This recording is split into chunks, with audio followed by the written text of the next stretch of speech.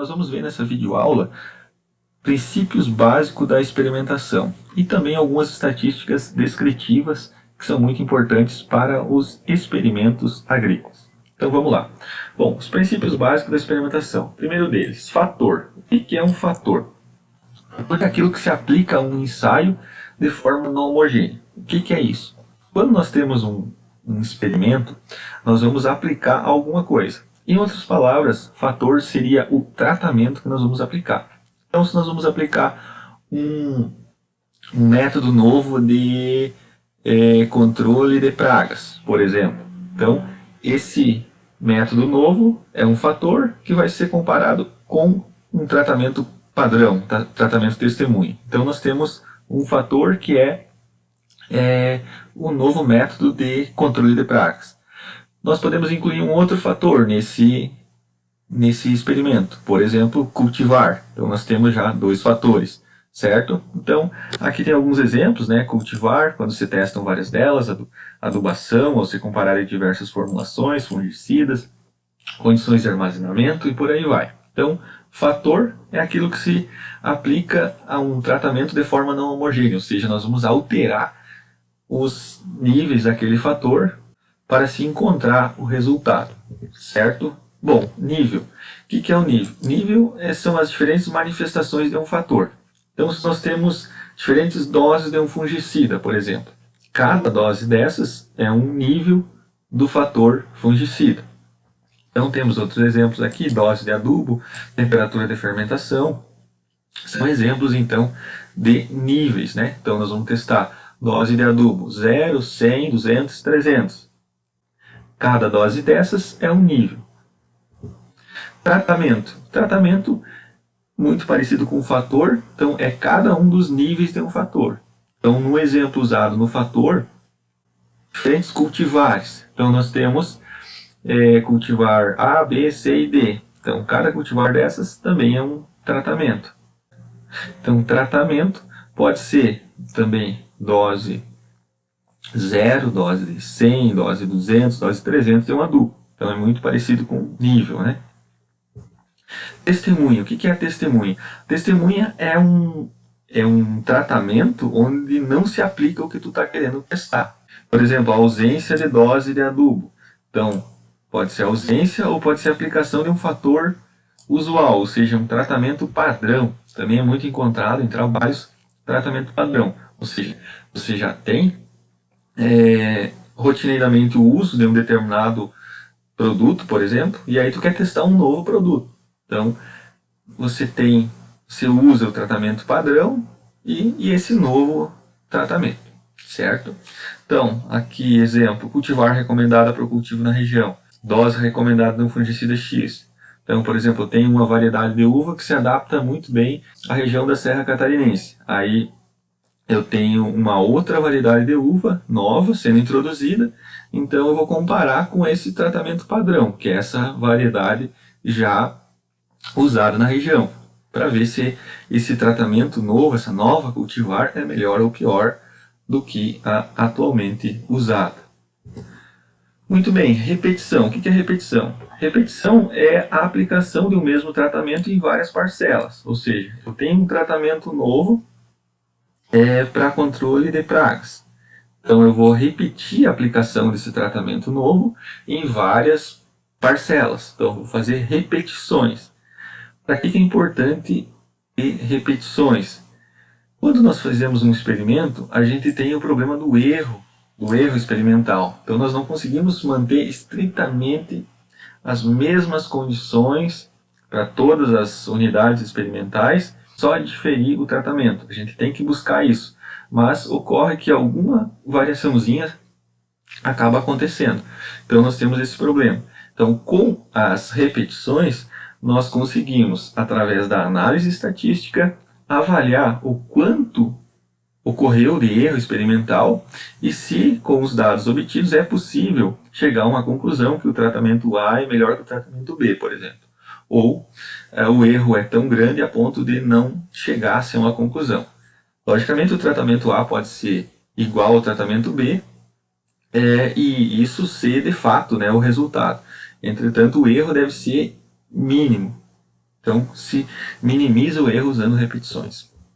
Bom, casualização. O que é a casualização? É a distribuição dos tratamentos pelas parcelas por meio de sorteio.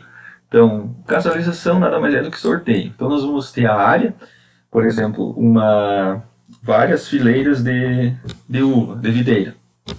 Então, nós vamos fazer sorteio para saber aonde vai ser aplicado cada tratamento, de forma sorteada, não de forma ao bom gosto do pesquisador, não.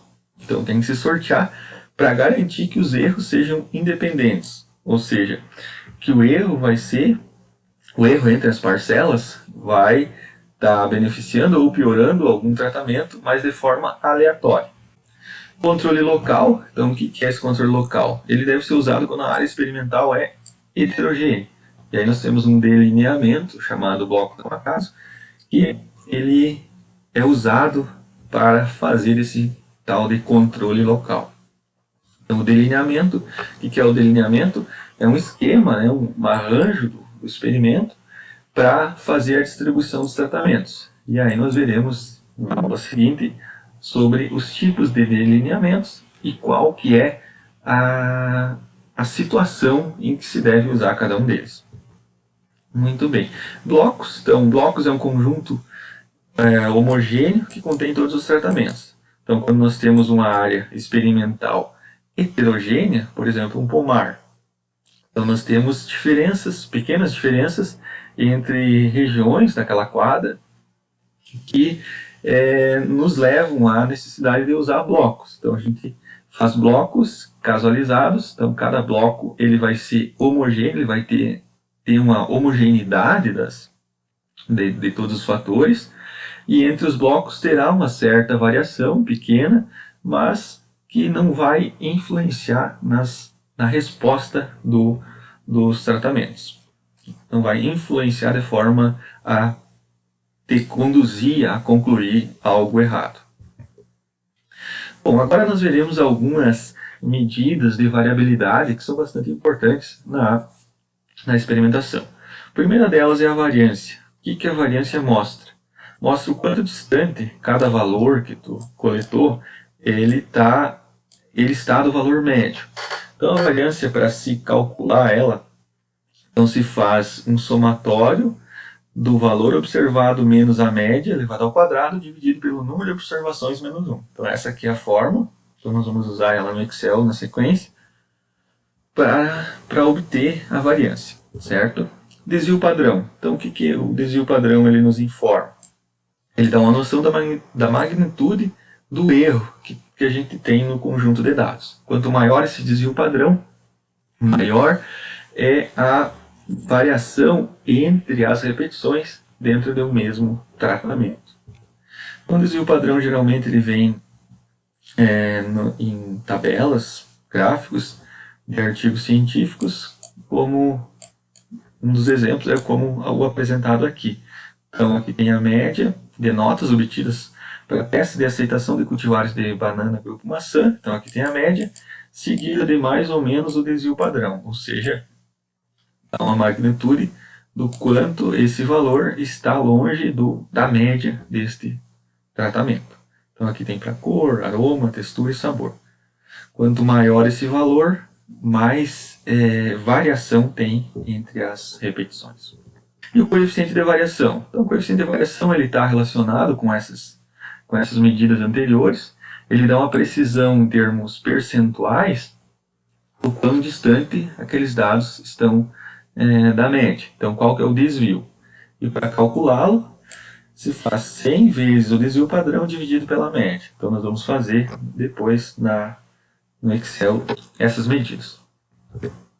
Bom, variação ao acaso. O que é variação ao acaso? Como o próprio nome diz, ela é aquela que ocorre devido a fatores que a gente não controla, ao acaso. Então, ela está relacionada com a dispersão dos dados em torno da média. Em outras palavras, também, isso nos dá uma magnitude do erro experimental. Então, essa variação ao acaso, devido a efeitos aleatórios, ela informa ou ela está relacionada com essa variabilidade que a gente viu anteriormente, que nós conseguimos identificar analisando os dados. Então, o pesquisador ele deve estar atento a todas as fontes controláveis no seu experimento. Ou seja, tem que conduzir um experimento de forma que você controle todos os fatores e modifique somente os tratamentos. Então, você vai aplicar um determinado, por exemplo, um produto para estimular a brotação de videios, por exemplo. Então, tu tem que ter tudo mais homogêneo na tua área experimental, exceto os diferentes tipos de indutores da brotação, por exemplo. Então, a única coisa que se deseja que tenha variação entre as unidades experimentais vai ser esses diferentes indutores da brotação. Tem que se cuidar para não ter outras fontes de variação, para não inflacionar a variação ao acaso, que em outras palavras é inflacionar, ou seja, aumentar o erro experimental. Então, o que significa inflacionar? Aumentar essa variação ao acaso. E qual a consequência para um experimento? Se você tem um erro muito grande, você vai ter um desvio muito grande, um coeficiente de variação muito grande, e na análise estatística para te identificar se aqueles dados têm diferença entre os tratamentos, se você tem um erro muito grande, você não consegue identificar se essa diferença é devido ao tratamento ou é devido ao erro experimental, certo? Nós vamos entender um pouco melhor isso quando nós praticarmos as análises estatísticas. Bom, aqui tem uma atividade para nós fazer. Então, calcule o desvio padrão e coeficiente de variação para a média dos dados dessas amostras para diâmetro de fruto. Então, o tratamento A apresentou diâmetro de fruto de 28, 35, 31, 28 e 29. O B, 24, 38, 36, 27 e 25. Qual das duas amostras tem mais variação ao acaso? Como podemos quantificar essa diferença? Olhando os dados, a gente pode até supor alguma coisa, só que nós não conseguimos ter uma exatidão. Então, para isso, a gente usa obter esses dados, né, essas médias, essa variação, coeficiente de variação, para saber, então, qual que tem mais variação ao acaso. Então, para isso, nós vamos fazer no Excel uma análise, né, desses dados. Então, aqui eu digitei já o fruto A e o fruto B, o tratamento A e o tratamento B, certo? Aqui nós vamos calcular a média. Então, a média, estou usando o Excel aqui, é igual a média. Seleciono os dados, pronto. Primeira média do A, 30. Arrastando aqui para baixo, temos a média do B, 30 também. Percebo que a média é igual. Vamos ver a variância. Como que a gente calcula a variância? Temos aquela fórmula? Temos. Mas temos ferramentas mais fáceis para usar. Então, como o Excel, então, variância tem da amostra e da população, no nosso caso é variância amostral. Então, selecionando os dados, dando Enter, temos uma variância 10. Arrastando para baixo, temos uma variância para o tratamento B de 42. Aqui nós já temos um indicativo de qual tratamento tem uma variação maior, um erro maior. Vamos ver o desvio padrão. Desvio padrão também temos ferramentas para calculá-los. Então, o desvio padrão da amostra, selecionei aqui, 3.16, arrastei para o B, 6.52. Então, está sendo maior também no B. Coeficiente de variação. Então, como que se calcula o coeficiente de variação? É igual a 100 vezes o desvio padrão dividido pela média. Então, desvio padrão, selecionei a célula dele, dividi pela média, fechei parênteses, igual. Temos um desvio padrão de 10.5 para o tratamento A e um desvio padrão de 21.7. Esse aqui é por cento, desvio padrão em percentual. Temos 21.7 para o tratamento B. Então, qual desses dois tratamentos possui uma variação maior, uma variabilidade maior? É o B. Então, percebo que o B ele tem um maior coeficiente de variação, maior desvio padrão, maior variância. Se nós olharmos os dados aqui, percebam que, lembram que a média é 30, né? qual desses dois grupos temos dados mais distante da média, ou seja, uma variação maior, um erro maior. No B, então nós temos 24 aqui como sendo o menor valor e o maior valor 38. Aqui no A nós temos o 27 sendo o menor valor e 35 sendo o maior valor. Percebam que eles estão no A, esses dados eles estão mais próximos do 30, estão mais próximos da média. Quer dizer o quê? Quer dizer que o erro experimental é menor no tratamento A. Então, por isso ele tem um coeficiente de variação menor e tem, portanto, um erro menor, certo? Aqui tem um outro exemplo, só para nós introduzir o conteúdo seguinte, que é o efeito de dois produtos, A e B, na incidência de podridão em pêssego. Por exemplo, o produto A teve 50% de incidência numa repetição, 35% na outra, 65% na outra e 70% na outra. O produto B teve 40% numa repetição, 45% na outra e 75% na outra, e na quarta repetição 40%. A média disso, produto A 55% de incidência, produto B 50%. Então, como estamos falando de incidência de podridão, quanto menor, melhor. Podemos dizer que o produto B ele é melhor? Não, não podemos afirmar isso. Por quê? Apesar de ele ter um percentual menor, nós não temos uma análise estatística em cima desses dados. Então, somente pela coleta desses valores aqui, nós não podemos afirmar que o produto B é melhor. Não podemos sem antes ter uma análise estatística. Para quê? Para verificar o que nós vimos anteriormente sobre o erro experimental. Então, se eu plotar esses dados aqui em um gráfico e usar uma escala aqui de 47% a 56%, percebam que eu posso visualmente tender a ser enganado. Concordam comigo? Percebo que o B aqui tem uma barrinha pequena e o A uma barrinha grande. Então eu posso frisar que nossa, o B é excelente, mas você vai ver a escala é pequena. Então tem mais essa pegadinha para se cuidar. Além disso, qual que é o outro problema? Não temos análise estatística para saber se esse produto A e o B eles são diferentes. Então, para isso é muito importante a análise estatística. Então, aqui um outro gráfico, né? Agora na escala de 0 a 60, percebam que já o visual aqui já diminuiu. Logicamente, a escala do gráfico é só para chamar a atenção de vocês com relação à apresentação de dados em trabalhos científicos, em palestras, em reuniões técnicas, que isso é importante. Primeira coisa, vocês têm que ter esse olhar crítico para ver se tem análise estatística. Tem análise estatística? Beleza. Qual que é o coeficiente de variação? É um coeficiente de variação baixo? Quanto menor o coeficiente de variação, melhor. Ou seja, menos erro teve naquele experimento.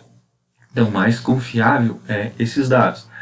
Então, são pontos, né, importantes para nós ter esse olhar mais crítico com relação à experimentação agrícola e também de compreender a importância dela para a evolução, né, do conhecimento, né, para a construção do conhecimento na área agrícola. Então, qual o produto melhor? Devemos fazer análise estatística para identificar se o B é melhor mesmo que o A. Certo? Ficamos por aqui. Até a próxima.